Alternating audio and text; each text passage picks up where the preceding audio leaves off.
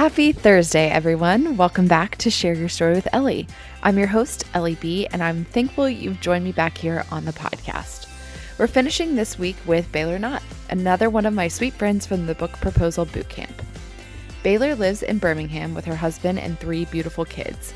She's a Bible teacher and founder of Everything Beautiful Ministries.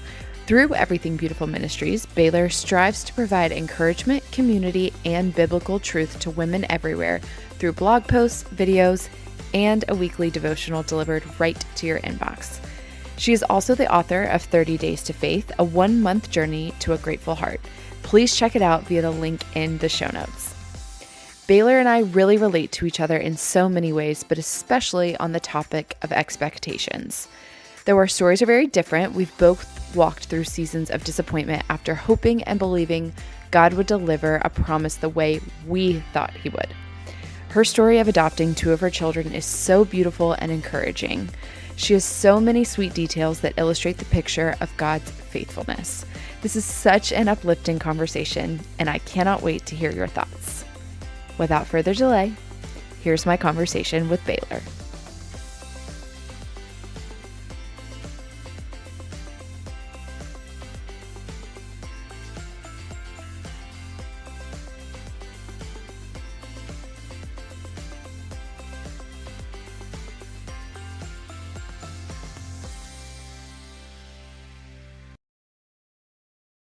I'm so excited you're here. It feels Yes. so funny because the last time we were on these video calls were all during Book Proposal Bootcamp. Yeah, which was that really like 4 years ago this fall, right? 2020? Yeah, that feels crazy. It was 2020. The fact that we did that within that year too is really so wild. I know. There was a lot of work and homework. Yes. There was. And we also I loved our breakout group though, which was an added bonus and advantage that wasn't required, but something that was so life-giving.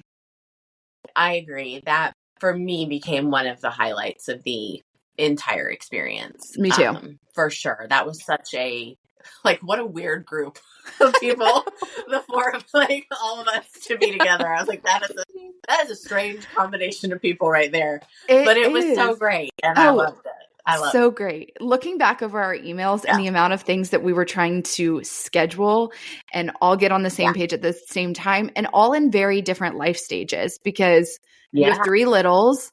Melissa still had a few at home, but and teaching. She was, I think, in a professorship role at that time. Mark and Jay, Jay wasn't in the boot camp, but still involved.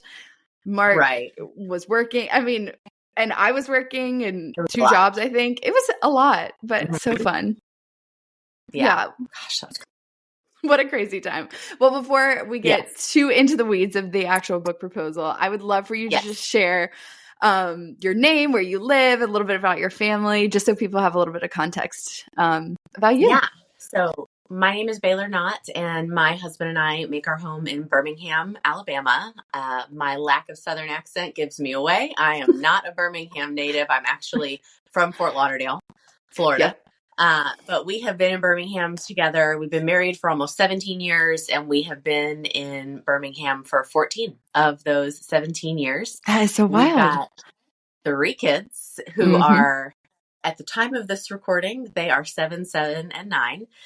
We have our oldest son, our only son, Bradley, is our oldest. He is 9. And then our middle daughter is Asher. She is 7 and will be 8 next month. And then our youngest daughter, Lucy, just turned 7 in January. And God brought our family together in a wild way that I know we're going to get into more here in a minute. But we adopted 2 of our 3 kids from overseas. And so watching our family come together over a period of years was really a front row seat to God's sovereignty and His goodness and His grace. I was a middle school teacher for almost a decade. And then when we brought our son home, I left the classroom to be home full time with him. And then in January of 2020, I founded Everything Beautiful Ministries, which is a women's ministry that sends out weekly devotions and teaching videos. I've been doing that since January 6th of 2020. So 4 years now into that journey. through that, published my first book in October, which is awesome and super fun. And that is lifelong dream fulfilled. It still doesn't feel real to like I can go to Amazon and type in my name. Search your name. Yes. I wrote. So super fun. Lots going on, but that is my little quick bio. Yeah, I love that. Well, and for those listening, we also I recorded with Jay too, who is a blast and so fun. But we met. I cannot wait to listen. Oh, you cannot wait. It's so fun. But we met during the Book Proposal Bootcamp, which was fall, winter of 2020. Like a fire hydrant's worth of information in a small semester, with us having a dream of writing a book and feeling purpose to write a book. And gosh, like we kind of mentioned, those breakout sessions, those working together, getting ingrained in everyone's stories. What did you feel like was your biggest takeaway from that experience? I think I went into it believing that, this will be so easy. This will be, this is something I can totally manageably do in the 4 months that this class is going to last. With 3 littles. Really silly me. So I think a bit, and this is a lesson that God keeps having to teach me over and over again. So it's obviously something that I struggle with, is that my expectations, as great as they may look on paper, are not the same as God's plans. And that's okay. Right. That is okay. It was, the Book Proposal Bootcamp was a fantastic learning experience. It was hard in a lot of ways. Yes. I think when it ended, I kind of left feeling like, well, like now what? Like what? Right. This didn't end the way that I thought it would. Yes. So now what do I do? And it was kind of a little bit of like a lost feeling for a minute there. Just from a moving forward standpoint, certainly not like a faith moment, but definitely like that didn't go the way I thought it would. 100%. But it was a good opportunity to continue to trust God, right? That just because God didn't do this thing in my life in exactly the way that I thought he would, that doesn't make him any less good or any less loving or any less trustworthy. It just means that his ways are not mine. And that has been true since before I was born. And so I shouldn't be surprised that it was true on that day. Baylor, that is the lesson that if you were to listen into 4 of my different phone conversations just this week, that I still need a lesson. So that's why I know we're going to get your book and have it in our hands one day, because it's a message we need. And I agree with you. It's so, and that's why I've gained a lot of wisdom from you in that process of reading through your chapters and going through that. And I think you're totally right. The experience itself was a little bit of, I think because the opportunity at the end of it was you can be published under this big publisher, this big name, all of the momentum behind it that feels almost impossible now to reach for and grasp. And being in that short semester, we really almost like restructured our lives around when do we need to get to classes? When do we need to get homework done? And you more so than anyone kept us on track of like, this is deadlines. This is when we need to meet. Like, let's go over with each other. I really would have been lost without you in the organizational standpoint and just mind. But I will say, I think getting to the end of it, similar thing where my expectations were around, this means my story, my dream, my goal is coming. And instead he showed me so much of the people and the heart, because my mom used to say all the time, it's really about your heart. And that is what I recognize for me. I was so fresh out of my mom's passing, and I got to sit around each one of you who were all going through their different griefs. And it was almost a counseling session over and over again of as each one of us revisited the hard parts of our story, but search for God's goodness in it while still powering through and reaching for new things. Like it kind of didn't leave any of us set in the, I'm going to stay here. Like we had to keep moving. But then you're right. Once it ended, it was a little bit like, now what? Because we restructured our lives around like, this is going to happen. and we have to make everything point towards this goal. And then it's a little bit of I'm out of breath and I don't really know, do I start training again? Like, what do I do? It felt like that a Yeah, lot. I think that and I feel like we go through seasons of life like that. I felt really similarly when I left being a teacher to stay home with our son. Yeah. Middle school gives a lot of people the heebie-jeebies. I love middle schoolers. I think they are so funny, and there's something charming about them to me. I just think they are just precious little souls.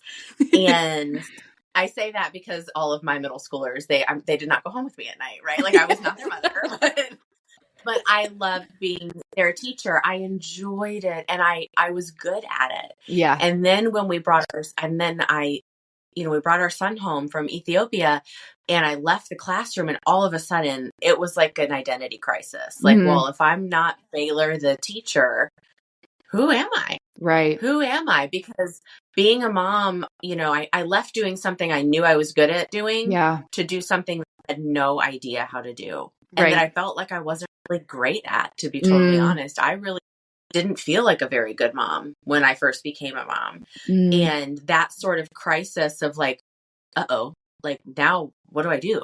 What do I do? And I think sometimes those kinds of seasons, they feel so scary, but there is such purpose in them. Right. Because they remind us that, like, really at the end of the day, our job is obedience, and we rely on God to bring about the outcome, whatever that is. We don't get a say. I think like a lot of us went into the book proposal class thinking at the end of this, I will have a book contract. Right. Yeah. And that was like in a lot of our minds, that was like the foregone conclusion. And that wasn't the case for the vast majority of us, and I think I went into motherhood being like, I'm going to be a great mom. And at first I was like, oh no, I'm not. This is not good. I don't feel like I'm good at this, but there was so much to be learned in that season of transition. And so I think that, when you find yourself in a place where you're like, gosh, this just isn't what I thought I'd be doing. Right. That doesn't mean that you're not actually in the right place. Mm-hmm. It means that like God has something for you right there, and it's going to be uncomfortable. Yes. Yes. I listened to this pastor who said obedience is not dependent on the outcome. It's about the process, and really like so much of that same thing of ultimately nothing is ever going to live up to what we think it will be on this side of heaven. And that process of fully relying on him is what he wants the most and is ultimately what gives us the most peace, because getting to that result only lasts for so long. I mean, I feel that even in just an Amazon package arriving, right? Like you get that like, oh yay, it's here. It's going to serve its purpose. And then 3 days later, you're like, oh, but if I added the accessory to it, and it never fully satisfies the way you think it's going to. Right. But being in that place with him and being fully reliant and at peace with he's got me, is really the place that we want to be. Yeah. Well, can you walk me back? How did you meet Adam, your husband? Okay, so like I said, I'm from Fort Lauderdale, and I knew I wanted to go out of state for college. I wanted something different. I've been in Florida my whole life, and I was like, I went to a huge high school, and I knew like, oh, if I go to UF, it's just going to be like high school 2.0. I'm not interested in that. And so I went and looked at a couple of other universities that were close to Florida, but not in Florida, and I ended up at Auburn. University. And that is where he also went. And we actually, so my dearest friend and his closest friend, they were going on a date, but they didn't want to go by themselves. And so she brought me, and her date brought my husband. So our first date was actually a double blind date. And that is how we met. And we went to play tennis.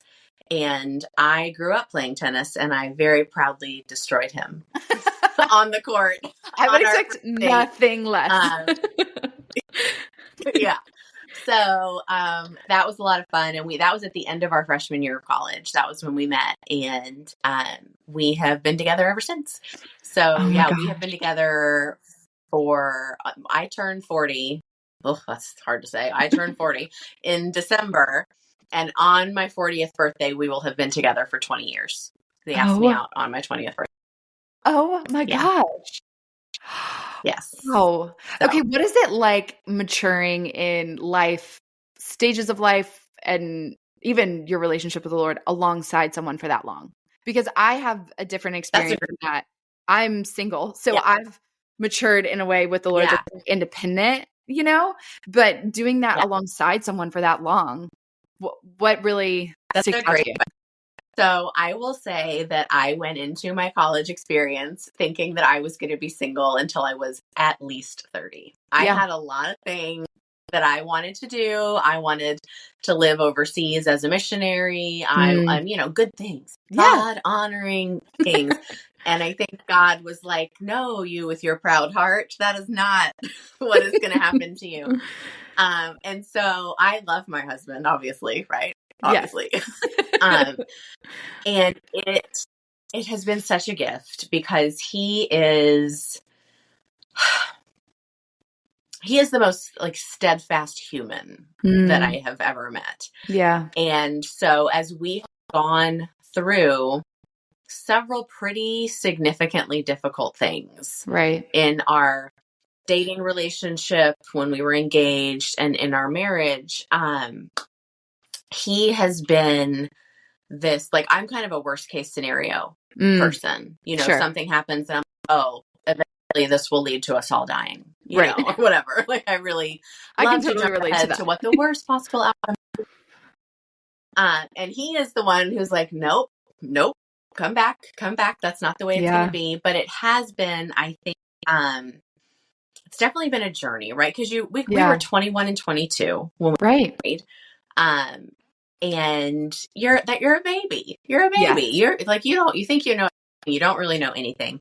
And to walk alongside someone through that early, like, adulthood phase, it was such a gift because a lot of it was hard. Like, transitioning out of the nest and into the real world is a tough jump to make, but to do it with someone who you really feel like is an equal partner to you and someone who sees you, that is such a gift. Right. And something that I'm so deeply thankful for, and something that I'm like, wow, I didn't want this for myself at this point. Like, silly me. God knew. And I think, whatever it is that God calls you to for those seasons of your life, get married young or stay single for a while, or, however that plays out, wherever he takes you, whatever path he takes you on, it's the one you needed.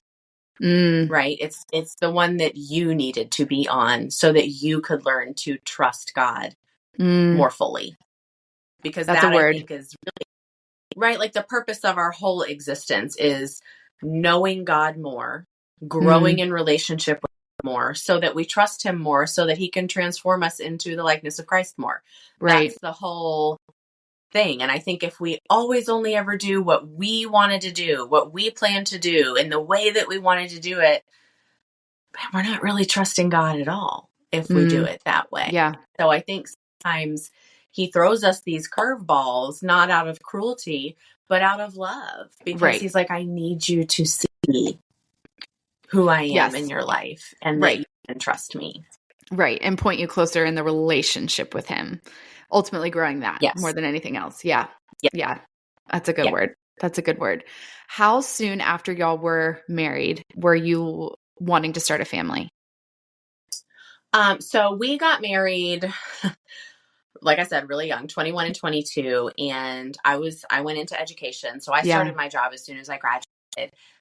Adam wanted to be a physical therapist. And so that is an additional 3 years of schooling that you have to do. And so after he graduated, we applied to, the first year. We were so dumb. We applied to one physical therapy school, like a bunch of idiots. And I don't know. But you did it together. He didn't get it. But we did it together. Look at us. Brilliant little, 21 and 22-year-olds. And he didn't get in. And that was a devastating experience. He was like freaking out. Like, I have set us up to fail. Like, we're going to be destitute. I didn't get into this one school that we applied to. I was like, that is obviously not true. Yes. It's obviously not true. Like, we are very young. We have literally our entire lives ahead of us. Right. And so then he went to grad school for his master's. And then the next year we applied to a few schools and he got in here in Birmingham to UAB, which is a fantastic program. Yes. And so we knew that we were not going to be able to have kids until after he had graduated. Sure. Just because we were living off of one teacher's salary, which is like, you know, after tuition and books and all that, we were making like negative money every year for the first 4 years.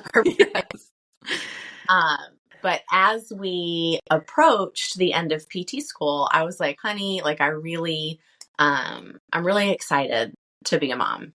I'm really like, it's something I'm feeling good about, something that I think, you know, it's something I know I want to do.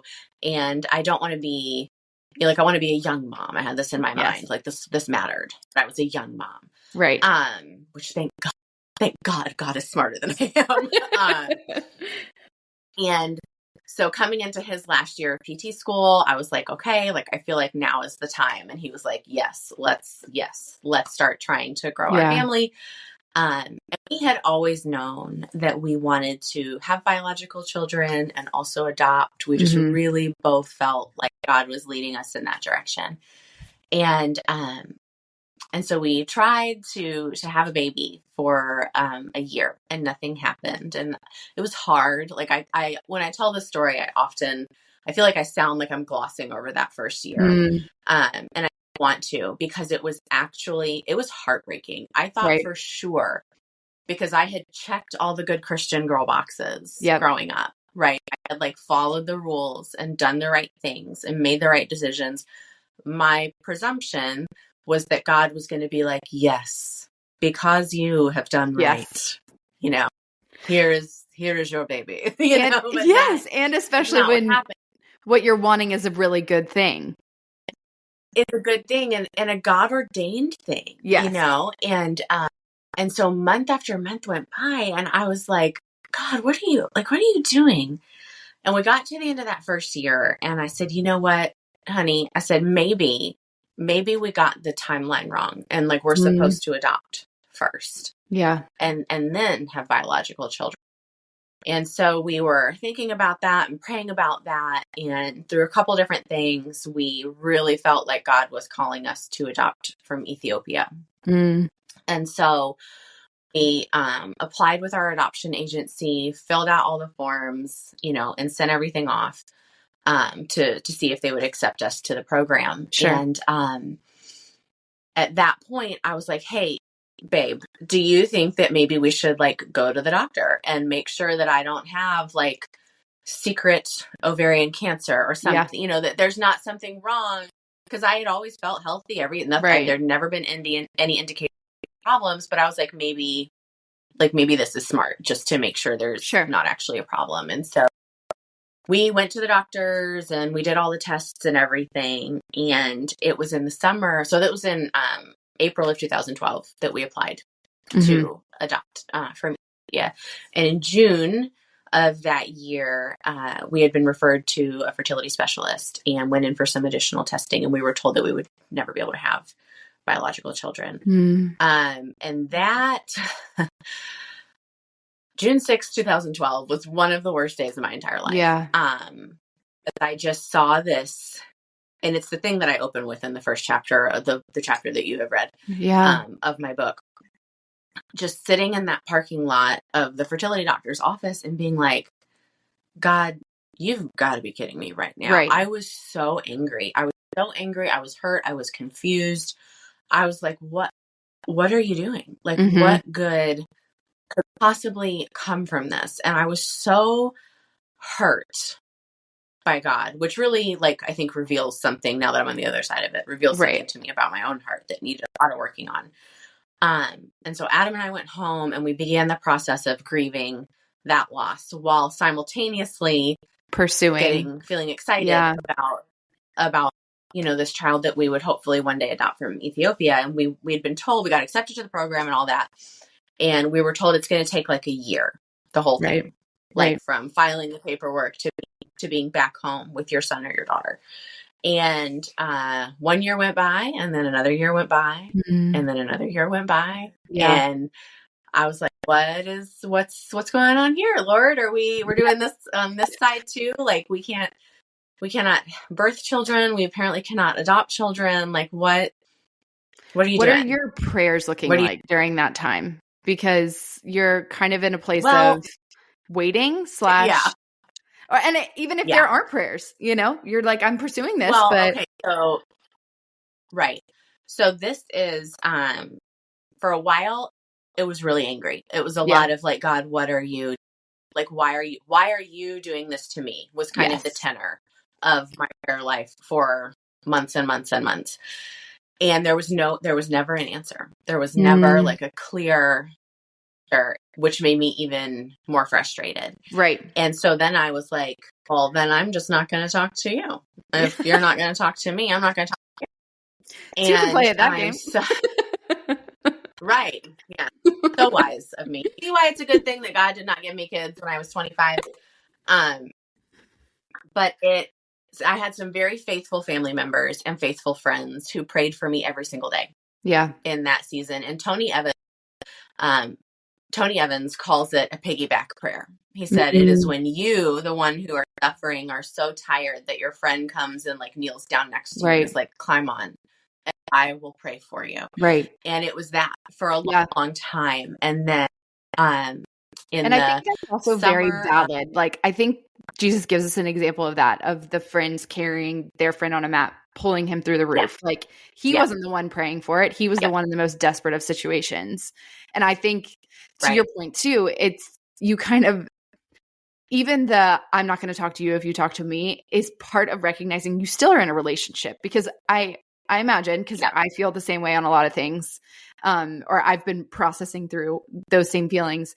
It's not that you're ignoring that he is the most sovereign and that he is the one that's in control. And that's almost why you feel stuck, is you're like, you're the only one who can fix this. And I have utmost faith in you, but you're not. And so I'm going to take a step back. And even being right where you are, he still placed people in your life that could bring you to him, you know? Yeah. And that is a whole other thing to reconcile with. I think this knowledge in your head and in your heart that God could do the thing that you're asking him to do, but he might not. Right? Like he might not solve your problem in the way that you want it solved. Right. Like, I mean, I think when I think about that, I think about Leah, Jacob's wife, who was also married to her sister, and Jacob loved Rachel, completely favored her, and all Leah wanted was to be loved by her husband, and it never happened. Like, yes, God gave her sons. Yeah. And each time, her first 4 sons, Reuben, Simeon, Levi, and Judah. Well, Reuben, Simeon, and Levi, with each one after they're born, she says, surely now that I have given my husband 1 son, 2 sons, 3 sons, now he will love me. But then when it gets to Judah, number 4, she says, when he is born, this time I will praise the Lord. Yes. And Judah is the tribe from which Jesus is a descendant. Right. And it's this realization that, like, wow, God never shifted Jacob's heart to love Leah more, but God made Leah the great grandmother of the Son of God, and so I think he does things for us according to his will, for his glory and for our good. Right. But the best thing for us might not always be the thing that we are wanting to have happen in the way that we are wanting to happen. Right. Yeah. Hugely. Yeah.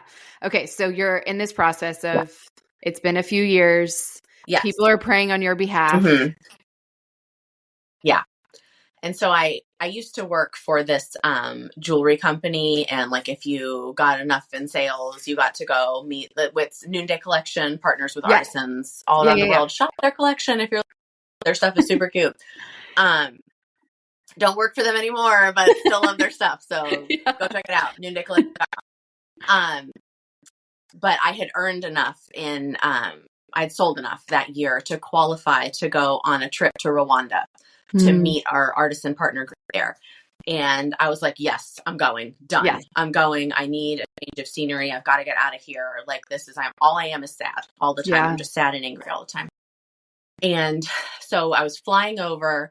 by myself, and like everybody, because people were coming from all over the United States. Right. And we were meeting in Amsterdam and then flying south to Rwanda. And as my plane was coming into Amsterdam, I was like, what am I doing here? Why am I here? All of these people are going to have kids and ask me if I have kids, and I don't have any kids. And I'm so sick of talking about the fact that I don't have kids. Right. And so I had this like mild panic moment. But it ended up being great. And all of the women who were there were wonderful. And while we were there, we had the chance to go to a church service. And we're standing in there singing, and we are the only Westerners in this entire church. So we already stick out, you know, like sore thumbs. And we're singing, and like I'm standing because everybody else is standing, right? Like I am not in a posture of worship at this moment because I am so mad and so hurt. And we're singing this very old song. So old, Ellie, you might not even know it because you're very young. It's this song we used to sing in youth group. And it's, we fall down, we lay our crowns at the feet of Jesus. One of the best. Yes. Okay. Yes. Okay. I don't know if I'm dating myself with that or not. I don't know if we'll still sing it. So we're singing it, and we're standing there, and the worship pastor is like, let's all lift our hands in praise to God. And I was like, ugh, I really don't want to do that. I just really don't want to do that. But I also really didn't want to be the only person in the room who was like, I am not participating. Yeah. And so I was like, fine. And so I did it. And there was, and I'll never forget this day. There was something about the physical posture of worship, like the actual position of my body, this posture of worship. God seized on that moment to smash these walls that I had at this point spent years building around my heart. Because I was so hurt. And one of maybe 3 or 4 times in my entire life that I've audibly heard God speak to me. Baylor, the words you're singing, this we fall down, we lay our crowns at the feet of Jesus. You are not doing that. You are not laying your crowns at my feet. You are holding on to them. Yeah. And telling me why they mean that you deserve something. And I was like, oh my gosh, who do I think I am? Who do I think I am that I have been acting like this? And I confessed my sin and my pride to God standing right there in that church in Kigali, Rwanda. And I said, God, whatever it is that you have for me, I am in. If it is that Adam and I become parents only through adoption, I'm in. If it is a combination of both, adoption and biological children, I'm in. And God, if it is that we never become parents at all, I am in. I am in. And it was like the entire weight of the world lifted off of my shoulders and chest that day. Wow. And so we did the rest of the trip and came home, and I would love to be like, and suddenly, you know, I found out I was pregnant, or suddenly we got the call we'd been waiting for. And that didn't happen. Yeah. It did not happen for months. I had to walk out that heart change. Right. Of God, I am trusting in you, even though this is hard, I am going to follow you. Yeah. And then it was Thanksgiving weekend of that same year that our phone rang, and we got the very best phone call I've ever gotten in my entire life. Yeah. That we had been matched with our son, this little 4-month-old, most beautiful sight I'd ever laid my eyes on. And called all of our family and called all of our friends to just celebrate this thing that God had done. And we were at my mother-in-law's house at the time, but when we got back to Birmingham, we went over to some friends of ours, these spiritual mentors that we have, Jim and Betty, here in Birmingham. And we were showing them the pictures, and look, here he is, look how beautiful, and all this stuff. And Jim, the husband, he goes, when's his birthday? And so I rattled off when it was, and he goes, do you know where you were? Like, do you know what you were doing on the day that he was born? And I was like, I don't know, but I kept this really detailed blog for the entire time that we were in process. And I'm like, I'm going to go back and look. It was the weekend that I was standing in that church in Kigali, Rwanda, deciding that following God was worth it no matter what. Gosh. The very second that I finally surrendered the totality of my entire existence to God, my son was born. Oh, it makes me so teary. So, yeah. Don't ever try to convince me that God is not in the details. No kidding. I've got a story to tell you. You have the receipts. Yes. Yes. Yeah. And it's, it's God's kindness that leads us to repentance. And in that place that even in some degree feels like you want me to keep giving up more of me and my desires, it's his grace and his beauty that puts us in this place of, yes, I want to worship you and I want what you have for me, not what I have for me. And gosh, the beauty of it was that weekend that he brought your heart there. He also brought your son into the world. I mean, well, so then it took us so we found out about him in November. We got to travel to meet him for the first time in June of the next year.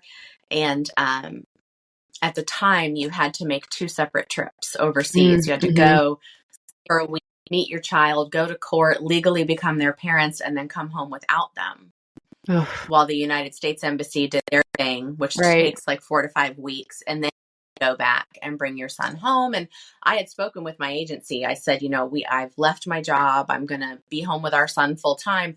I would like to stay in country. Like, I'll just stay at the hotel and he can come and live with me. And I had it all planned in my mind. We can have these like 4 beautiful weeks together, mother and son in his home country. A place that sounds, smells, and tastes familiar to him while he gets used to me. And then we'll come.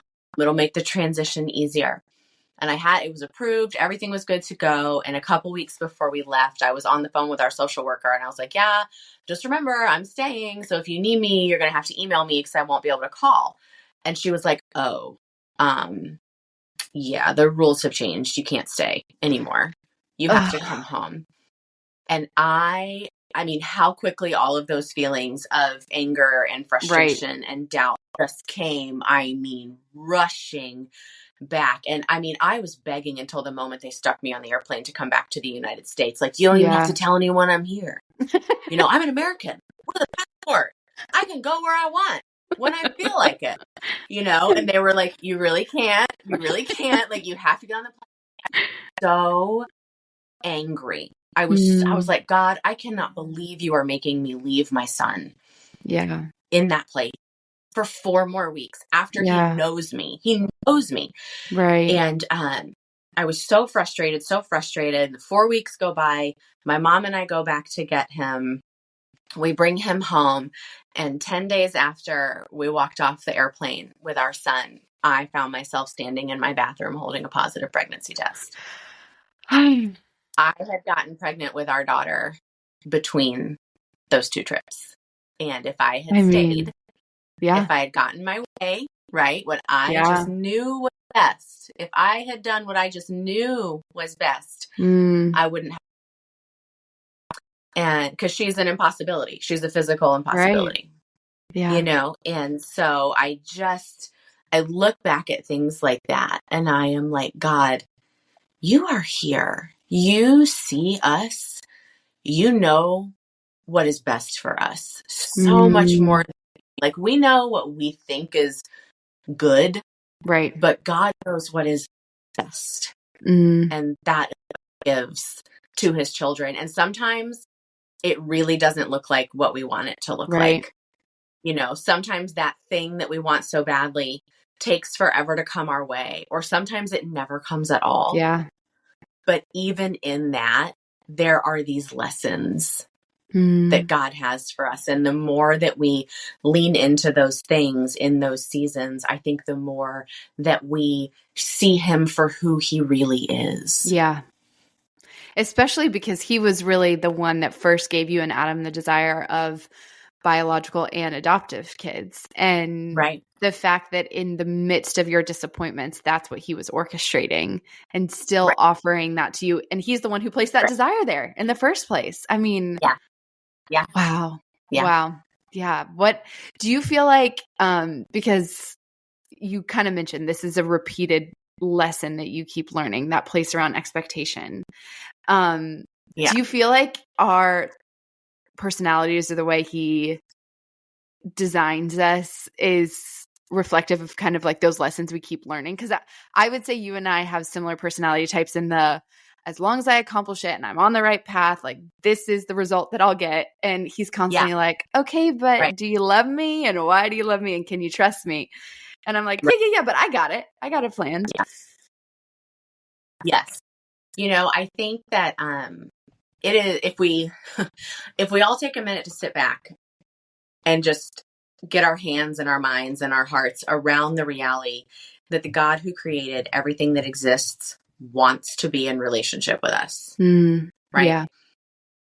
That is a big thing. And so like, sure, could I like put my head down and muscle my way through and get across the finish line on my own? Probably. I might be stubborn enough to do that. Yeah. But what would I miss? Yeah. What would I miss along the way? I would miss the God who holds the planets. Yeah.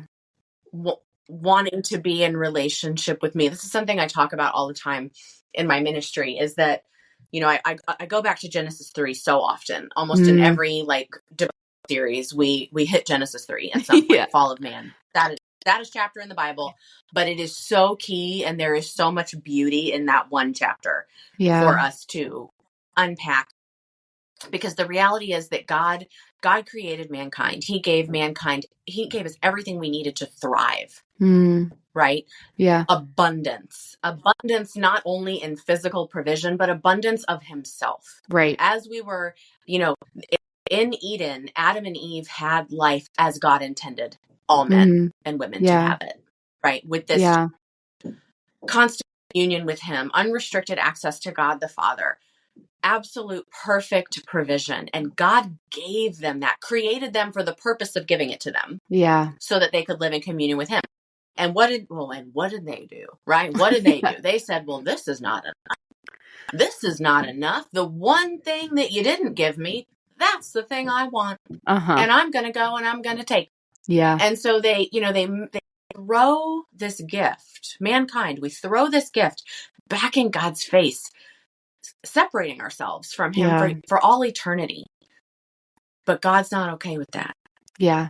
God is not content to have us be anywhere other than in his presence for all eternity. And so at the cost of losing his own son, sacrificing a part of himself, God makes a way for us to come back to him. And so this invitation to recognize our dependence on God, and to not just like muscle through it on our own, that's the gift. Yeah. That's the gift, is that because that dependence means that we understand our relationship with him.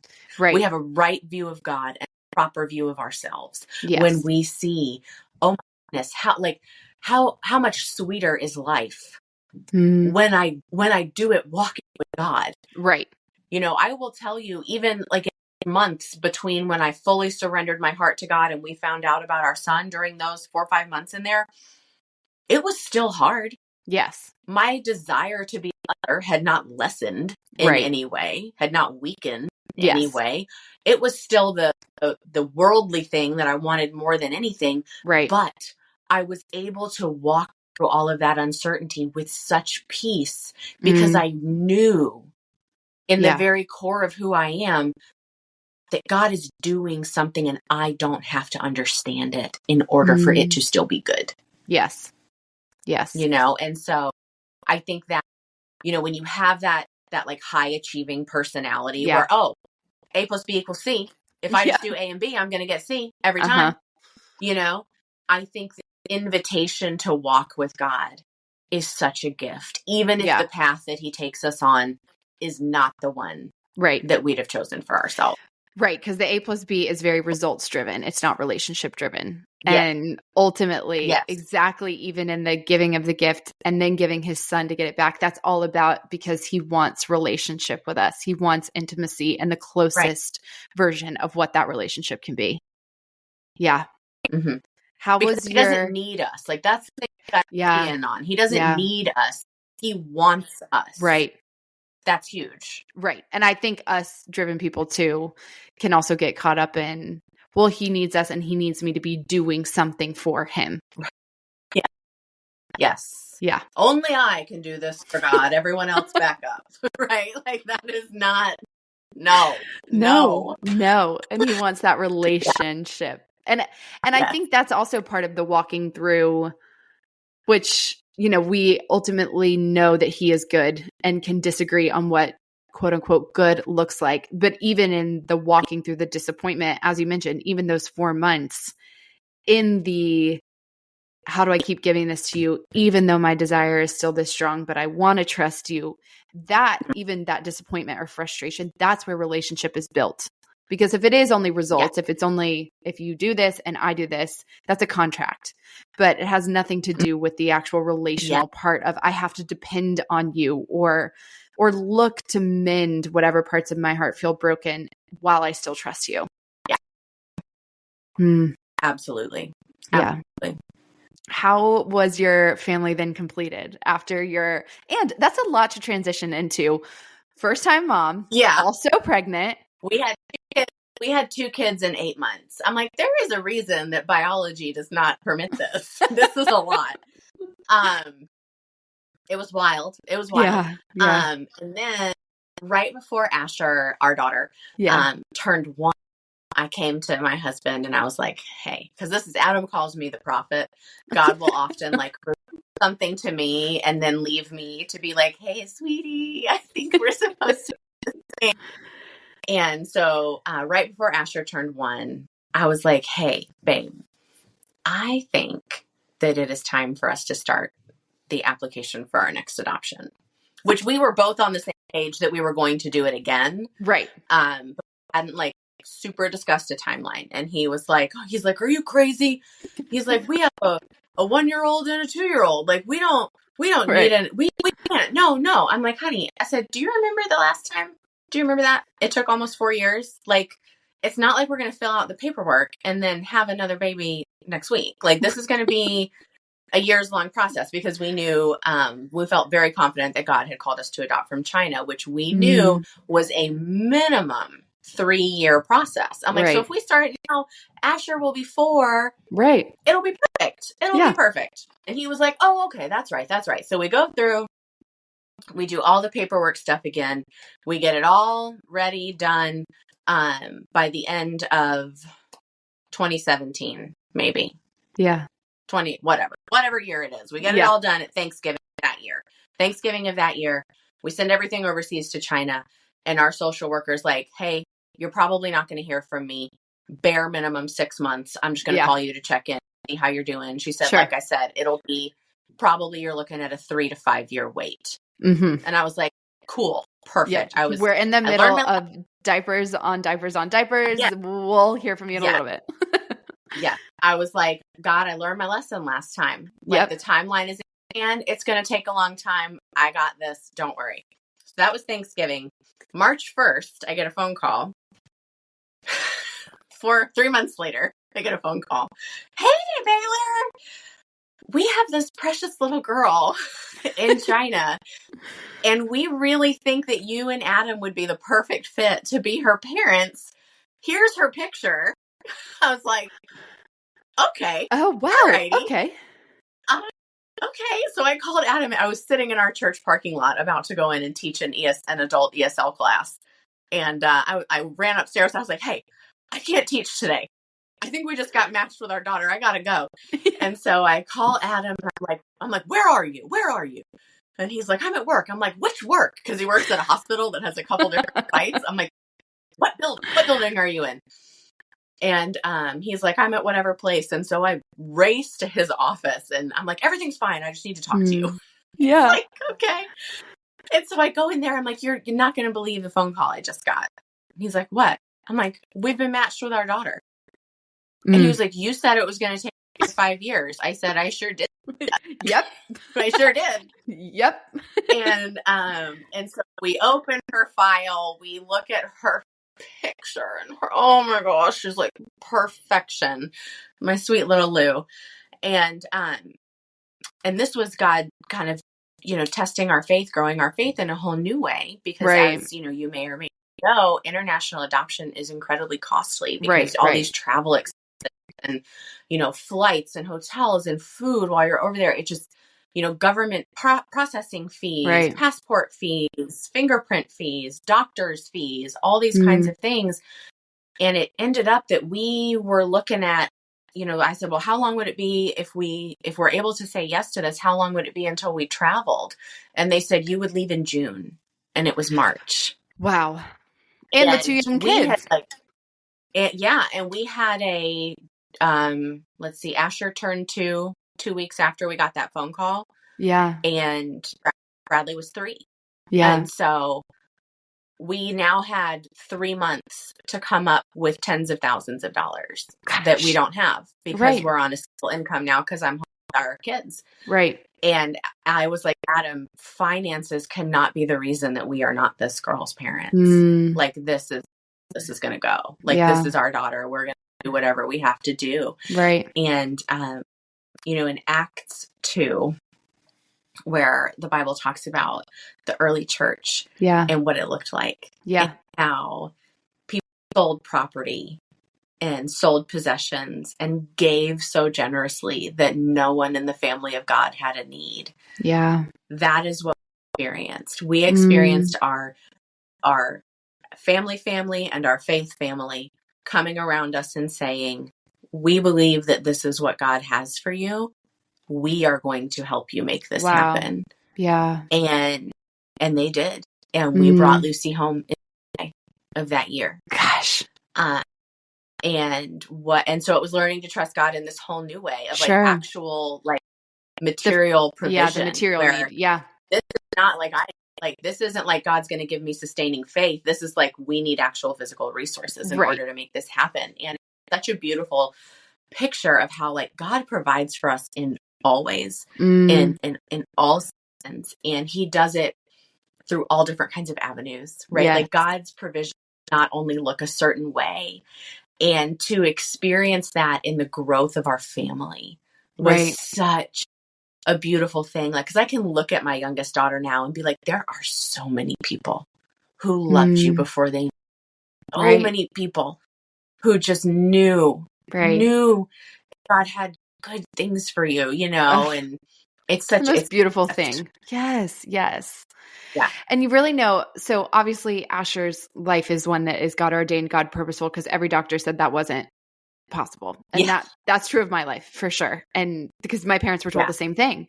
And so, her presence in your lives as your daughter was so God and so purposeful. And then what is it like as being Bradley's mom and Lucy's mom, who were not born into your family? Like, how do you see the way that God ordained their specific needs, personalities to be such a fit for you and Adam and Asher? It is every day I get to wake up and feed breakfast to living, breathing examples of the sovereignty of God in my kitchen, because I see them and they are so goofy. I love them to teeny tiny pieces.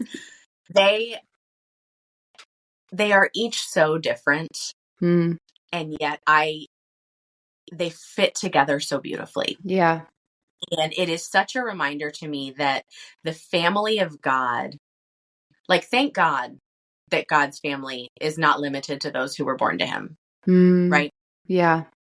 And I think it is such a gift to see that in my own home and to know, because Adam and I, we always say that none of our children should be our children, right? A bunch of miracles had to happen for us to be parents to any of them. Yeah. And of each of them, we say that each of our kids has taught us something different about God. Yeah. Bradley has taught us the sustaining power of God. Asher has taught us about the faithfulness of God. Yeah. And Lucy has taught us about the love of God. Wow.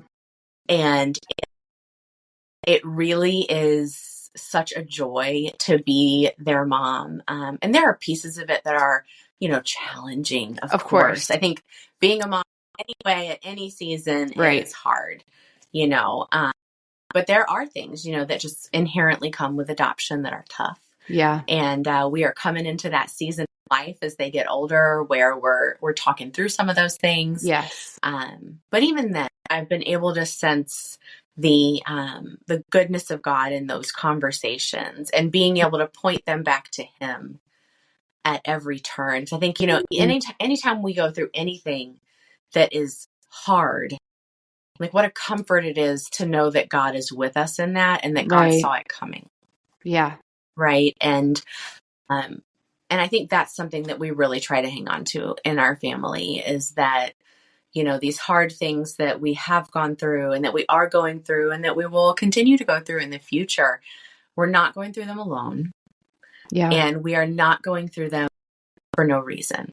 Right. That's a big thing, is that God does not waste anything. And so if you find yourself in a season of suffering, whether it's acute pain of, like when you lost your mom, just that like, man, this, and that's real. And that is, it's not wrong that hurts. Or if you find yourself in a season of infertility, that's real. Yeah. And it's not wrong that it hurts.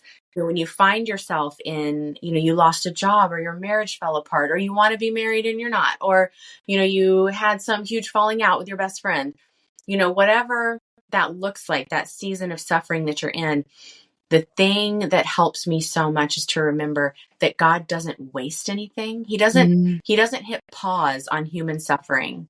Right. In the lives of His children. He allows some of it. I believe He stops a lot of it. Yeah. But I also believe He allows some of it to find its way into our lives so that we can experience His goodness and His faithfulness. Because if everything was awesome all the time, we'd be like, well, what do I need God for? I've got it all under control over here. Yes. And so these hard things that are a result of living in a world that has been marred and scarred by sin, those hard things lead us, if we allow them, lead us to something that is good. Right. And that is a closer relationship with God, a deepening trust in Him. Yeah. I'm trying to remember which pastor it was, but he said in a sermon recently, I think it was Jonathan Pokluda, but I think he said its dependence is the goal. The real goal is we're getting to that place of as we walk through the suffering and honestly, these days it feels like it's running even more rampant, just in small ways, in big ways. And so, I mean, and everyone I know, they are walking through something hard.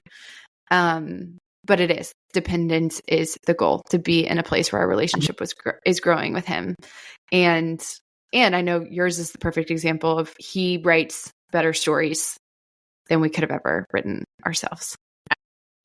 And that is true for everybody, whether and it's hard sometimes. And I want to say that I fully recognize that in this particular struggle, right, the struggle of infertility and adoption, right.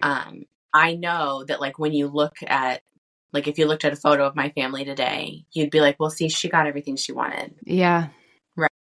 I totally, and that was one of the first things that flashed into my mind when I found out that I was pregnant. I was like, oh, I'm going to be that they're like, well, she got what she wanted. She got what she wanted. But what I do want to say is that whatever the struggle is that you're going through, whatever the ultimate outcome is, whether it's the thing that you ultimately wanted and God just took you on a different route to get there, or it's something entirely different, it's really not about the outcome, right? It is about learning, because even when I was going through all of that, I didn't know that my eventual outcome was going to be what it is. Of course. Right? There were years of trusting God, fully believe. I mean, I didn't even, after that day when I handed my whole life back to God, not one more time did I pray to have a biological child, because I felt like it was a no. I had been told by multiple professionals that it was a no. We had been trying at that point for 4 years to have, and it hadn't happened. And I was like, okay, this is no. I'm not, God, I'm going to set it aside. I'm going to set it in your hands, and I'm not going to ask you for it anymore. Yeah. It's hard. I don't pretend that was easy. It was hard. I still thought about it. You know, like, oh, like I'd see like one more person having a baby and I'd be like, oh, look at her. Look at her. You know, like I go to my OBGYN for years because I just couldn't be in the waiting room. I just couldn't be in the waiting room with all those pregnant women. It was still very hard, but it was something that I trusted God to ultimately do what he thought was best. And for a long time, I really believed that we would never have, biological, which really would have been fine because it was fine for a long time. Right. So. Yeah. Well, I think your life, the way you use the painful parts, but also kind of holding the grasp between, yes, I know I got what I was hoping for, but in this unique way. And this is the way that ultimately my relationship with the Lord is that much stronger because of it. I've learned so much from, I will continue to learn so much from, and especially we'll point people to your book, your devotional, as well as Everything Beautiful and your weekly list. And I'm so grateful I get to learn from your story, because even now, the words around the dependence and ultimately my relationship and the surrendering of my expectations is always going to point to a closer relationship to him, which is what he wants, is what I want. Yeah, for sure. And I would say, like, if you're listening and you're someone who's like, well, what does that mean? Like, what does that actually look like? The practical. Right? One thing, sit here and be like, depend on God. But like, what does that? Okay. Like, that's not super helpful. I cannot stress this enough. Please spend time reading your Bible. That is God talking to you. If the Bible, it's a big book, so I get it. It feels intimidating. I would say go to John's Gospel first, and then I would hit James for some Christian how-to living. If you are in a particular season of struggle, I would park yourself right there in the Psalms and find as you read, because David, of course, authored the majority of the Psalms in that book. He does such a beautiful job of giving voice to his lament and his pain and suffering, while still acknowledging that God is God. And he is not. I think, especially if you're in a season of suffering right now, it's so helpful if only for seeing the format and like, wow, it is possible to grieve and trust at the same time. Those two things can coexist. And the Psalms really give voice to that. So if you today are in a season of struggling, because we have been in one in our family for the last maybe year and a half, and I will say more than even going through infertility and adoption, I have been parking myself in God's word over this last year and a half, in God's word and in prayer. And it is incredible how much doing that can shift the posture of your heart into a position of trust in God, because it is his own word reminding you of who he is. Yes. I go back to the Psalms often because David is everywhere with his emotions, and you can go from a praise song to absolute lament. But the through line always is, you are faithful. You have been, and you will be. Yeah. Oh. Well, Baylor, we'll make sure to link to all the things so people can follow you, find you, and all of the above. But the very final question before we wrap up, what is the one word you would choose to describe the current chapter of your story? Building. Not like the structure building, the verb. I feel like God has recently given me some new confidence in a couple of areas. I love that. Wise, wife wise, and ministry wise, where I feel like something is coming. Like I can feel like wheels are to move. Progress is starting to be made in a couple of different areas, and it's very exciting. I've got another book in the works that I'm hopefully going to be releasing over the summer, maybe back to school time. I'm not quite sure yet. Depends on how wild my kids are. Basically going to be the thing that decides. But I think, building that. I think building in every way, in my marriage, in my mothering, in my ministry, and in my own soul and heart. That would be that I'm landing on. Oh, that's so beautiful. I can't wait to see all the results and even the process, because that's the fun thing these days too is now I've said it out loud, I have to. Well, we know that God's the one that's faithful in that, so he'll make it happen. But gosh, it's even like So an true. HGTV show. Like, yes, we love to see the before and after, but the fun of it is also seeing the process of it. So Absolutely. yeah. Well, thank you for doing this today. I'm just so blessed by you and your story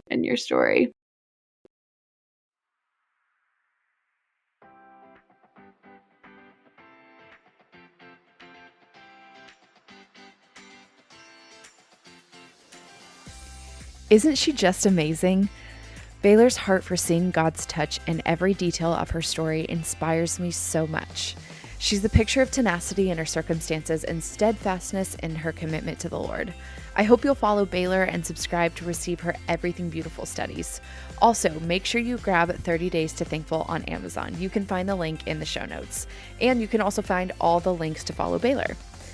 I'd also love to know what stirred your heart when listening to this episode, so head over to the Share Your Story Instagram and thank Baylor for sharing her story and comment anything that really struck you when listening to our conversation.